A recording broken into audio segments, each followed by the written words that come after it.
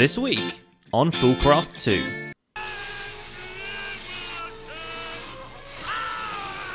Welcome to the FoolCraft 2 recap. I'm your host Pixel Riffs, our writer is ZloyXP, and it's been a while since we asked you guys anything, so here comes a new poll in the iCards for you to click.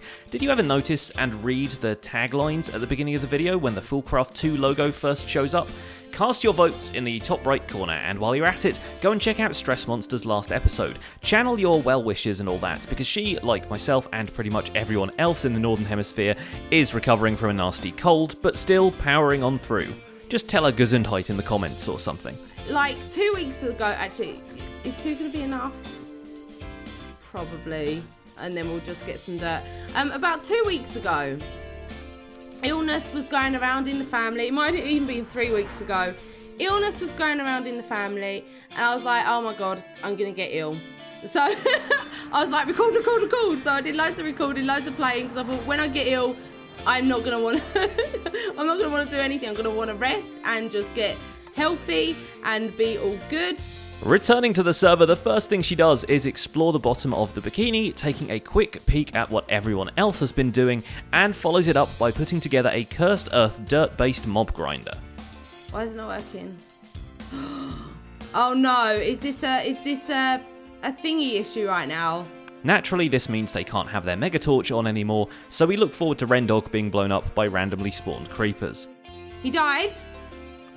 Oh, I need to turn the fans on. Turn the fan. That geezer just legged it in there. Meanwhile, Azuma's own mob farm paves the way to self-sufficiency. You see, instead of diamond spikes, X has been using autonomous users filled with his super swords to slaughter his slimy victims. Remember that army we said X could provide for this week? Well, it's got much more powerful nowadays, because by now Azuma is using Queens of Hearts to make even more Queens of Hearts. This thing, though, is so crazy it can get a little bit choppy down here. That's a pun, because we're using Choppy McChopface, and it can get a little bit noisy as well. But the entire setup has to get its energy from somewhere, and everything worth killing is worth overkilling. So Azuma puts together an entire factory to automatically craft solar panels. So that's what that system looks like. A little bit ugly to set up, but now it's importing everything, which is excellent. And that means, I believe, that we should see over here... Is that gone up, or was that already won? And all of it was demolished in crafting these things over here. Thankfully, solar panels are known for not giving a crap, so instead of covering every block of the server with his newly crafted panelage, X gets to save space by putting them all into the end dimension, where they feed off of rogue space light or something. 4 chunk loaders in total, and a massive grid of 20 solar panels out here. Insane stuff.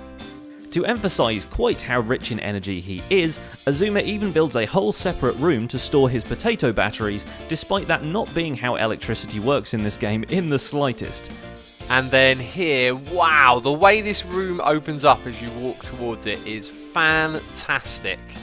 I'm loving the way this is coming together right now, but the next bit I am actually struggling with, and it's because we've got to match the aesthetic with the technical stuff as well. Why was he doing this mob farm project again? What are we actually getting out of that now? Because we were trying to farm Iskallium, so we're generating 15,000 RF per tick. It's infinitesimal in comparison to the solar panels, which means the Iskallium reactor has kind of been made redundant, which is sad. I very much enjoyed this project, but it's no longer useful. You've heard of self-fulfilling prophecies, now get ready for self-defeating projects. Now, in the beginning of this video, I jumped through this bit, and I jumped through this bit over here, and I did that intentionally because that's what I usually do in this space. For some reason, I never actually walk through here.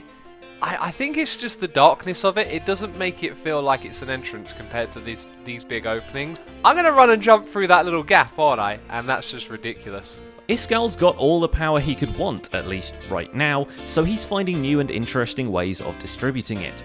Despite farming mystic agriculture plants for a while now, his latest project is setting up a series of underground greenhouses at the Wastelands base. Alright dudes, I've been spending my entire evening on this, going back and forth with designs, and I think I'm getting fairly happy with one type of design. Chisel and bits like, have I said that already this episode? I think it's so time consuming. First though, he has to craft a buttload of dimensional transceivers to power and receive items from the farming stations, which of course means making the smallest chest possible. if I do that, it's super cute. Look at that. Oh, it's so stupid. Okay, no, that works. Yeah, that works. Nice. With Tiny Box Tim installed and about 10 different items being auto-crafted, Iskall can just order up quantum mechanics boxes like their burgers at McDonald's. The technical itch being well and truly scratched, he goes back to the farming life, pausing only to craft stacks of growth crystals and run a couple of experiments on what the most efficient farmland is. Actually, wait. Wow, this just caught up like crazy all of a sudden. The hatchery stuff. So it's probably quicker now that you look at it like this. I have no idea, by the way, why the zombies are spawning here. Someone asked me on Twitter. I don't know. I don't know why. They shouldn't be able to. We do have Magnite torches, but yeah, I don't know. Another area of the Wastelands base gets the chisels and bits treatment, and before long he has futuristic farming cubes all set up and pumping precious essences back into the system. A little bit of a flashback or throwback to Blaze's factory in Hermitpack. The history is that they've just used the Scallium block as a energy source instead of using like wires for lampage, and maybe it has some growth effect as well. I don't know. Now that's what you call a power plant. And on that note, thanks for watching the FoolCraft Recap. My name has been PixelRiffs and our writer is ZloyXP. You can follow my own modded adventures in Minecraft Harmony, where this week PythonGB and I built a monument to the Wither. You'll find a link to that in the end cards. Don't forget to leave a like to help support the channel and subscribe so you won't miss future episodes of the recap. See you next week, fools!